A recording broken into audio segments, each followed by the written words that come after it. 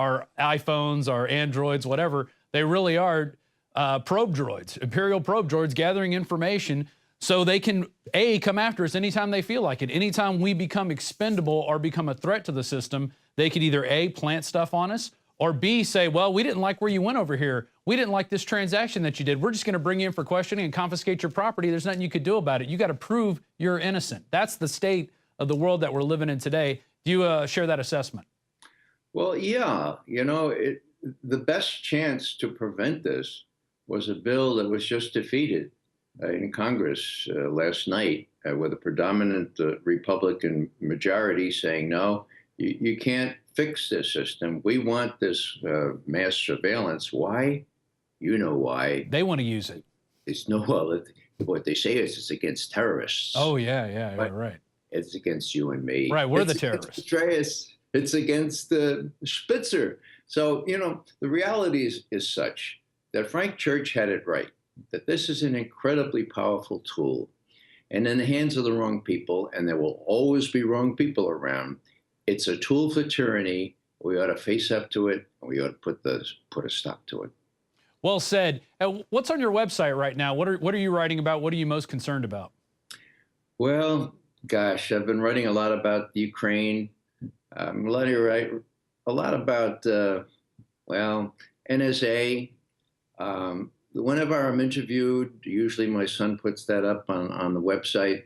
There are a lot of issues that ISIS is another, When the report came out from Patrick Coburn, who knows more about the Middle East than anybody in the White House, when he said that he was told that there were 200,000 ISIL, okay?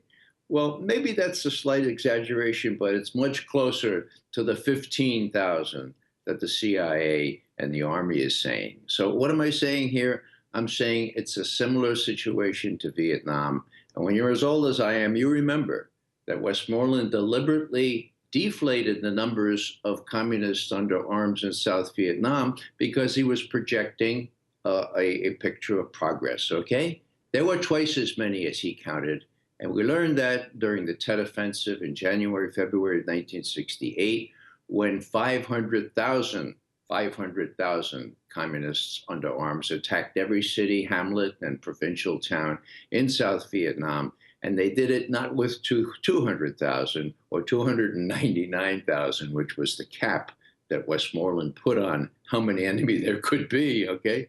The Viet Cong didn't agree that there could only be 299,000. So they hit us big. Now, what's the significance of that?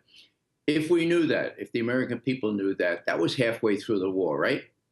Now, if we stopped that war, that whole left, it's the western wing of the V that forms the Vietnam Memorial, Vietnam Veterans Memorial, it wouldn't be there because there'd be no names to inscribe in that granite.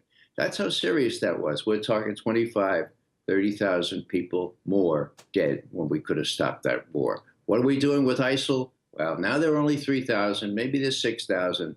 The president doesn't know what he's doing. He's got very bad advice. Even some of the generals are hesitating now and saying, this is a fool's errand, just like Afghanistan, just like Iraq. Now we're going to do it again. Give me a break. And now it's going to be on several fronts. It'll be in Syria. It'll be again in Iraq, maybe even go into Turkey. I mean, this thing is just looking bad all over. So you think we're just at the beginning of what we're seeing in fighting with ISIL? You think it's going to be boots on the ground? Well, there are already boots on the ground. Whether there'll be a big reinforcement, certainly General Dempsey believes that that's going to be necessary if we're going to prevail, whatever that means. Yeah. People are talking 30 years. They refer to the 30 Years' War. Well, we've been there, done that. That's what happened in Europe when finally they decided, it doesn't make a lot of sense to go killing each other. And they had the Treaty of Westphalia, 1648, I think it was, where they agreed there would be international boundaries and they would be respected. And there were exceptions, of course, during the last century. But we thought that after World War II, with the establishment of the UN and the Nuremberg Tribunal, which prohibited wars of aggression, we thought that the rule of law would prevail. It only prevailed until 9/11, when So you have a false Everything flag. green, right? Yeah, you got the perfect reason to go after them. You just, create the enemy, you fund them, and then when they attack you, you go, oh my goodness. Well, good thing we have this giant army ready to go after you guys, and then That's just it. send them in. You've got the arms manufacturers and the arms peddlers. They're making it big time out of all this. When you look at what happened earlier this year, now look at the well-trained, the well-equipped, and wonderful army that Petraeus had trained, right? 4 divisions of them. They're up in northern Iraq. And what happens? ISIL takes a couple of AK-47s and shoots it their way. They run away. Well, I don't want to exaggerate. They didn't all run away. The commissioned officers took helicopters away, okay? Right. And they left all the equipment for them to grab. My point is, they left their heavy tanks. Yeah. They left their artillery. They left their Humvees behind. So what did the U.S. do? Well, you couldn't let ISIL get it, so we destroyed them with fighter bombers. Wow. Who profiteers from that? We'll be selling the Iraqis some new weaponry. Exactly. I mean, is this a great country or what? It's an evil cycle. Hey, Ray, thanks for giving us an update on all those subjects. And where can people find out more about your work? RayMcGovern.com is the easiest way. All right. Well, we'll be talking with you again. Thanks for the update. And this concludes the InfoWars Nightly News on this Wednesday, November 19th, 2014 edition. If you're not a member of PrisonPlanet.tv, please consider becoming one. We've just upped the limit on the number of subscribers that you can have on one, or actually the number of members that you can have logging into your login. It's up to 20 now. So we've added 9 more spots. So you could have up to 20 people on your one account. Pass out your username and password to everyone you know, and they could all tune in to the InfoWars Nightly News and enjoy the TV show, Alex Jones radio show, the special reports, the movies, the rants, the ebooks. Everything's all right there at PrisonPlanet.tv. So please consider becoming a subscriber today. That's our show for tonight. We'll see you next time. This is Rob Deuce signing off.